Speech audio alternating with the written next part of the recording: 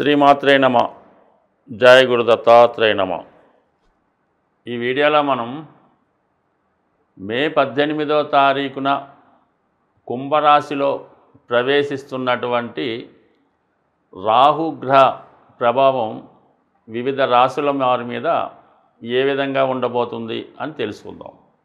అసలు ఈ యొక్క మానవ జీవితంపై గత జన్మ కర్మ ఫలితాలను ఈ జన్మలో అనుభవించే విధంగా ఈ రాహుకేతువులు ఈ జాతకుల మీద ఎక్కువ ప్రభావాన్ని చూపడం జరుగుతూ ఉంటుంది.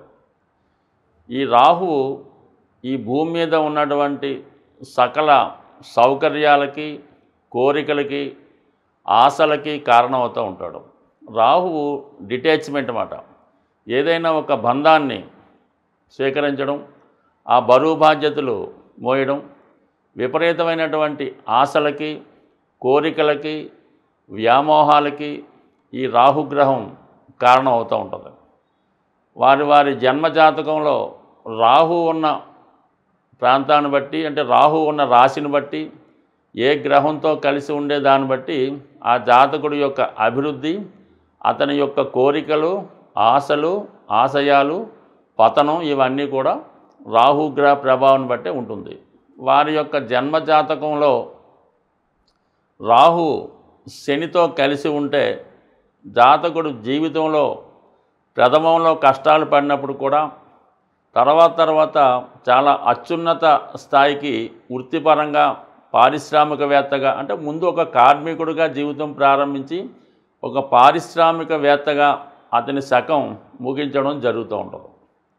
అదే రాహువు గురుగ్రహంతో కలిసినప్పుడు జాతకుడు తన యొక్క నిజాయితీని పాడు చేసుకొని వివిధ రకాల అలవాట్లకి, వ్యసనాలకి, బలహీనతలకి లోనై ఇంచుమించుగా 36 సంవత్సరాల వరకు కూడా పతనావస్థ చెంది దాని తర్వాత జీవితం అభివృద్ధి చెందడం జరుగుతూ ఉంటుంది. అంటే సాధారణంగా ఒక విద్యార్థి జీవితం పాడైంది, ఒక వివాహ వ్యవస్థ పాడైంది, ఒక వ్యాపారం నష్టపోయాం, ఒక వ్యవస్థ పాడైందంటే ఈ గురు రాహులు కలిసినటువంటి ఈ గురుచండాల యోగం కూడా కారణమవుతూ ఉంటుంది.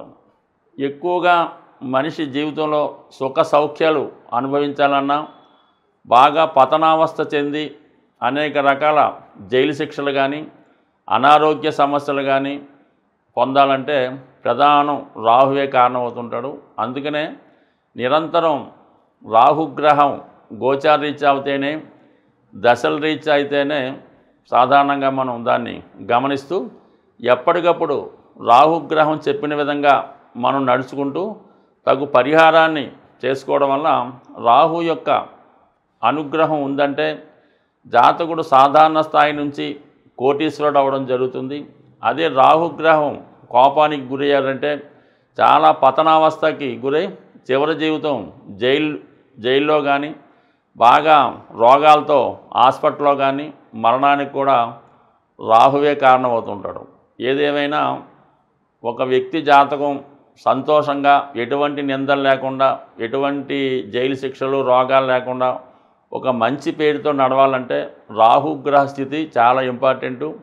అందువల్లనే మనం ఇప్పుడు రాహుగ్రహం ఏ విధంగా ఏ రాశుల వారికి ప్రభావం చూపుతుందో తెలుసుకునే ప్రయత్నం చేద్దాం. ఈ వీడియోలో మనం మకర రాశి వారికి ద్వితీయ స్థానంలోకి ప్రవేశించినటువంటి రాహు ప్రభావం, ఏదైనా రెండవ స్థానం అన్నది ధనం, కుటుంబం, వాక్కు, మన సేవింగ్స్, ఇంట్లో ఉన్నటువంటి బంగారు ఆభరణాలు, విలువైన ఫర్నిచరు, ఇవన్నీ కూడా రెండవ స్థానాన్ని బట్టి తెలుసుకోవడం జరుగుతూ ఉంటుంది. అటువంటి రెండవ స్థానంలోకి రాహువు ప్రవేశం వల్ల దాచుకున్నటువంటి ధనానికి ఏదో విధంగా ఖర్చు అయిపోవడం జరుగుతూ ఉంటుంది. అంటే ఆ ఖర్చు అన్నది ఏంటంటే ఒక పెళ్లి చేసో, ఇంకొక ఇల్లు కొనో అయితే కాదు, ఏదో విధంగా రాంగ్ ఇన్వెస్ట్మెంటో, ఎవరికో అప్పు ఇవ్వడమో, ఇంట్లో ఎవరికన్నా అనారోగ్య సమస్య వల్ల ఎక్కువ మొత్తంలో ధనం ఖర్చు అవ్వడమో, లేదా ఇంట్లో దొంగలపడి ధనాన్ని దోచుకుపోవడం, లేదా మీ ఇంట్లో వాళ్ళే, మీ కుటుంబ సభ్యులే మీ ఇంట్లో ఈ బంగారాన్ని ధనాన్ని దొంగతనంగా పట్టుకుపోవడమో జరిగే అవకాశం ఉన్నది. సాధారణంగా ఇంట్లో ఏదో వస్తువు ఎక్కడో పెట్టి మర్చిపోయామని ఎదుగుతూ ఉంటారు. ఏదన్నా సాధారణంగా పోలీస్ కంప్లైంట్ అయితే ఎవరు, ఎందుకంటే వాళ్ళకి ఇంటర్నల్గా బ్రెయిన్ చెప్తూ ఉంటుంది ఇంట్లో ఎవడెవడో తీసాడని. వాళ్ళు ఏం చేస్తారంటే ఏదో ఒక జ్యోతిష్కుడిని ఎవరినో సంప్రదించి ఇలాగా ఇంట్లో బంగారం కనబట్టలేదండి మీరేనా చెప్పగలరా అంటాడు. ఏం చెప్తారో ఇంట్లో చెప్తే ఒక గొడవ, చెప్పకపోతే ఒక గొడవ. అందువల్ల ఏంటంటే అమ్మ ఇలాంటివి మీరు అడగకూడదు, ఓసారి మీరే ఎక్కడ ఎతికారో చూడండి అని చెప్పడం జరుగుతుంటుంది. తర్వాత కొంతకాలానికి వాళ్ళకి విషయం అర్థమవుతుంటుంది. ఆ ఇంట్లో పట్టుకెళ్ళిన భర్త కొడుకు నిజాయితీ పరుడు అయితే ఒక 6 నెలలకో 3 నెలలకో బంగారం ఎక్కడో తాకట్టు పెడితే ఇడిపించి మళ్ళా ఏదో చోట పెట్టి దొరికినట్టు బిల్డప్ ఇస్తూ ఉంటాడు. ఇది కామన్గా 2వ స్థానంలో రాహు ఉన్నప్పుడు కుటుంబంలో ఇటువంటివి జరుగుతాయి. అలాగే ఇతరుల మీద అనుమానం రావడం కూడా జరుగుతూ ఉంటుంది. కాబట్టి దయచేసి ఈ సమయంలో 2వ స్థానంలో రాహు ఉండగా ఇంట్లో ధనం పోయినా బంగారం పోయినా కామ్గా కూర్చుంటే ఊరుకుంటే మళ్ళీ అదే అక్కడికి వస్తుంది. ఆ విధంగా చేసి చూడండి. దాని తర్వాత ఏంటంటే ఈ కుటుంబంలో వ్యక్తుల యొక్క ప్రవర్తన ఒకరికి ఒకరికి కోయిన్సైడ్ అవ్వదు. ఏదో ఒక వింత వింత అలవాట్లు ఇంట్లో సభ్యులకి రావడం జరుగుతూ ఉంటుంది. దానివల్ల ఏంటంటే దాని ప్రభావం ఇంట్లో వాళ్ళ మీద ఎక్కువగా పడే అవకాశం ఉంది. అంటే ఎలాగంటే ఈ మధ్యకాలంలో ఈ హైదరాబాద్ సిటీలో డ్రంక్ అండ్ డ్రైవ్ పెట్టాక ఈ మగవాళ్ళ ఆఫీస్ నుంచి వచ్చి వాళ్ళు ఏం చేస్తారంటే ఇంట్లోనే చక్కగా ఒక క్వార్టర్ ఫుల్లో కొనుక్కొని ఇంట్లోనే కూర్చోవడం మొదలెట్టారు. ఆ ఇంట్లో ఇళ్ళాలు కూడా ఏమనుకుంటుందంటే బయట తాగితే ఇదో 5,000 10,000 అవుతుంది, ఇంట్లో కూర్చుంటే 500లతో పోద్దని వాళ్ళు ఒప్పుకుంటున్నారు. ఈలోగా ఆ ప్రభావం పిల్లల మీద పడడం కూడా చాలా వరకు ఈ మధ్యకాలంలో అంటే ఈ కుటుంబంలో ఇటువంటివి జరుగుతాయి అని చెప్పడానికి ఒక ఇండికేషను ఈ విధంగా జరుగుతుంది 2వ స్థానంలో రాహు వచ్చినప్పుడు. దాని తర్వాత కుటుంబంలో ఎవరికో ఒకరికి ఏదో ఉద్యోగమో పెళ్ళి అవ్వటం వల్ల వారు ఏదో విధంగా ఇంట్లోంచి బయటికి వెళ్ళడానికి ప్రయత్నం చేస్తుంటారు. అంటే కుటుంబం స్ప్లిట్ అవ్వడం కూడా కారణం అవుతుంటుంది. మీ కుటుంబం మీద ఇతరుల యొక్క పెత్తనం జరుగుతూ ఉంటుంది. అంటే ఏదో మీరు మీ అబ్బాయికి ఏదో పెళ్లి చేస్తారో, అమ్మాయి కోడలు వస్తుంది, ఏదో కాపురం సాగుగానే ఉంటుంది. ఏదో చిన్న లెక్కలకి మీ వియ్యంకుడో లేదంటే అబ్బాయి మాంగారు వచ్చి మన కుటుంబ విషయాలు ఆరా తీయడం, ఎవరు ఎంత సంపాదిస్తున్నారు, ఎవరు ఎంత ఖర్చు పెడుతున్నారు, ఇటువంటివన్నీ ఈ కుటుంబం యొక్క విషయాలు వీధిలో పడడం కూడా జరుగుతూ ఉంటుంది. ఇందులో విచిత్రం ఏమిటంటే ఈ కుటుంబ యజమాని ఏ విషయంలో కళ చేసుకోకుండా కేవలం ప్రేక్షక పాత్ర వహించడం జరుగుతూ ఉంటుంది. ఈ విధంగా కొన్ని ఇతరుల పెత్తనం, కుటుంబ సభ్యుల మధ్య అవగాహన లేపం, వింత వింత అలవాట్లు, ఎవరిని కదిపితే వేరే వాళ్ళ మీద కంప్లైంట్ చేయడం, ఇవన్నీ కామన్గా జరుగుతుంటాయి. అయితే ధన విషయంలో మాత్రం చాలా వరకు ఏమవుతుందంటే సవ్యంగా సాగినంత వరకు పర్వాలేదు. ఇంట్లో ఏదన్నా ఒక కార్యక్రమం ఏదో జరిగింది సడన్గా అనుకుందాం, దానికి ఈ ధనం ఖర్చు పెట్టే విషయంలో ఇలాంటి రాజకీయాలు నడుస్తూ ఉంటాయి. మరి ఇవన్నీ కూడా ఈ 2వ స్థానంలో రాహు ఉన్నప్పుడు కుటుంబ సభ్యుల మధ్య చాలా అవగాహన లోపం, అంటే వీధిలో పడుతుందన్నమాట. కుటుంబం రహస్యం అప్పుడు దాకా ఉంచుకున్నటువంటి గుట్టు బయటపడి రకరకాలుగా జనం మీ కుటుంబం గురించి చర్చించే విధంగా సాగుతుంది. కాబట్టి ఏదైనా ఇది ఒక మంచి స్థానం కాదు రాహుకి. ఎంత జాగ్రత్తగా ఉంటే అంత మంచిది. ఏదైనా గ్రహం మనకి ఇబ్బంది పెట్టినా లాభాన్ని ఇచ్చినా మనం దాన్ని అనుకూలంగా మార్చడం బట్టి ఉంటుంది. ఏదైనా ఒక గ్రహం మనని ఇబ్బందులు పెడుతుందంటే ఖచ్చితంగా దాని తర్వాత అది మంచి ఫలితం ఇస్తుందని అర్థం చేసుకోవాల్సి ఉంటుంది. అయితే మనం ఆ ఇబ్బందుల్ని ఎదుర్కోవాల్సి ఉంటుంది.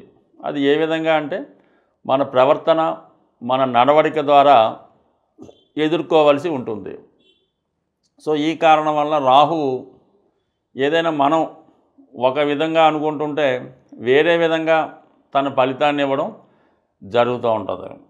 అందుకే రాహు మాయ అంటారన్నమాట. మనం ఏదో మన ఇంట్లో ఒకరికి అనారోగ్యం ఉందని వాళ్ళ కోసం హాస్పిటల్లో తిరుగుతుంటే సడన్గా వేరే ఇంకొకరికి ఇంకో ప్రమాదం లాంటివి జరిగి అటువైపు డైవర్షన్ చేస్తూ ఉంటుంది. మనం ఏదో ఒక యాక్సిడెంట్ జరగకుండా జాగ్రత్తగా కారు డ్రైవ్ చేసుకుంటూ వెళ్తుంటాం, మన దారిలో పక్కనే వెళ్తుంటాం. కానీ వెనక నుంచి ఎవడో వచ్చి ఎప్పుడోడో వచ్చి గుద్దా ఉంటాడు. ఇది రాహు పెట్టే మాయ. మనం ఎంత జాగ్రత్తగా ఉన్నా వేరే యాంగిల్ ద్వారా మన గత జన్మలో ఉన్నటువంటి కర్మల్ని ఈ జన్మలో అనుభవించేలాగా చేస్తూ ఉంటాడు. అది అందువల్ల అంటే రాహు మాయ నుంచి తప్పుకోవాలంటే మనం నిజాయితీగా స్వచ్ఛంగా ఉండడం, ఎవరికి అపకారం చేయకుండా చట్టానికి న్యాయానికి లోబడి అక్కడ ఉన్నటువంటి పరిస్థితులకు అనుగుణంగా వెళ్ళినప్పుడు చాలా వరకు మనకి రాహు అనుకూలంగా ఉంటుంది. పెద్దవాళ్ళని గౌరవించడం, 99% వ్యసనాలకి దూరంగా ఉండాలి. అది ఏదన్నా అవ్వచ్చు, దానికి దూరంగా ఉండాలి. ముఖ్యంగా శరీర వాంఛల్ని తగ్గించుకోవాల్సి ఉంటుంది. ముఖ్యంగా ఈ వ్యభిచారం, వావి వరసలు లేకుండా పెద్ద చిన్న లేకుండా పాల్గొనే శృంగార కార్యక్రమాలు అవ్వచ్చు, వాళ్ళ మీద వ్యామోహం పెంచుకోవచ్చు. ఈ వయసులో పెద్ద చిన్న లేకుండా జరిగే ఇవన్నీ కూడా రాహు యొక్క ఆగ్రహానికి కారణమవుతూ ఉంటాయి. అంటే అతను అనుగ్రహించి చేస్తుంటాడు, మళ్ళీ ఆగ్రహించి వేరే విధంగా ఇబ్బంది పెడతా ఉంటాడు. అంటే పబ్లిక్లో అది తప్పు పనిగా భావించి అందరూ చేస్తూ ఉంటారు. ఆఫీసులో 20 మంది పనిచేస్తుంటే 20 మంది లంచాలు ఇచ్చుకుంటుంటారు. ఎవడో ఒకటి ఏసీబీ వాళ్ళు పట్టుకుంటే వాడేదో పెద్ద నేరం చేసినట్టు మిగతా వాళ్ళంతా కూడా ఏదో మంచివాళ్ళగా బిల్డప్ ఇచ్చి వాడిని ఏదో టీవీలో ఫోకస్ చేస్తూ ఉంటారు. అంటే ఇది కామన్గా అందరూ చేసే పొరపాటైనా ఒకసారి ఇబ్బంది అవుతుంటుంది. ఇప్పుడు అందరూ తాగి డ్రైవింగ్ చేస్తుంటారు, ఎవడోడు పట్టుబడుతుంటే వాడిని ఏదో పదే టీవీలో చూపిస్తూ ఉంటారు అన్నమాట. పలానా కానిస్టేబుల్ గారు, ఎస్ఐ గారు డంకన్ టీవీలో పట్టుబడ్డారని. అంటే వాళ్ళని తాకూడదు అన్నట్టు ఉండదు. అంటే విషయం అలా ఉంటుందని రాహు పెట్టే ఇబ్బందులు, అందరూ చేసే పొరపాట్లనే టైం బాగోకపోతే వీడు బయటపడి ఇబ్బంది పడుతుంటాడు. ఇటువంటి చిన్న చిన్న సమస్యలను బయటపడాలంటే ముందు మనల్ని మనం సంస్కరించుకోవాలి. దాని తర్వాత ఏంటంటే ఈ మినుములు, మరి రాహు యొక్క దినుసుగా మినుములు కాబట్టి ఇది ఏదన్నా ఆదివారం రోజు, శనివారం కానీ ఈ మినప గారెలు తయారు చేసి ఏదో ఒక 4 కేజీలు నానబెట్టి తయారు చేయించి ఆ మినప గారెలు తయారు చేయించి 4 చెప్పిన ఒక ప్యాకెట్, దాంట్లో మళ్ళా దానికి కావాల్సిన చట్నీ అది వేసి ఏదన్నా వృద్ధులకి, వ్యాధితో బాధపడుతున్న వారికి, తినడానికి లేని వారికి ఈ ప్యాకెట్లు పంచిపెట్టవలసి ఉంటుంది. అంటే రాహు 4 సంఖ్య కాబట్టి 4కో 40 మందికో పంచిపెట్టచ్చు. అలాగే వాళ్ళకి ఏదన్నా ఇష్టమైనవి కూడా ఇవ్వచ్చు. అయితే ఏదన్నా ఎవరైతే రాహుతో పీడించబడుతుంటారో అంటే చాలా భయంకరమైనటువంటి వ్యాధులు, అలాగే వృద్ధాప్యం, అలాగే కొంతమంది ఈ అదే స్త్రీలు అబ్బాయిలు అని కాదు కానీ కొద్దిగా ఇటువంటి వ్యభిచారం అలాగ ఉన్న వాళ్ళకి ఈ విధంగా చేయడం వల్ల, వారికి సేవ చేయడం వల్ల, నారాయణ సేవ అని గతంలో ఈ సాయిబాబా పుట్టపర్తి సాయిబాబా సంస్థానంలో ఇటువంటి వాళ్ళందరినీ నారాయణ సేవను వాళ్ళంతా స్నానం చేయించి ఫుడ్ పెడుతుండేవారు. అలా చేసినా అనుకూలిస్తూ ఉంటుంది. అలాగే ఈ విధంగా మినపగారెలు పంచిపెట్టచ్చు. ఇంకా అనేక రెమెడీస్ ఉన్నాయి.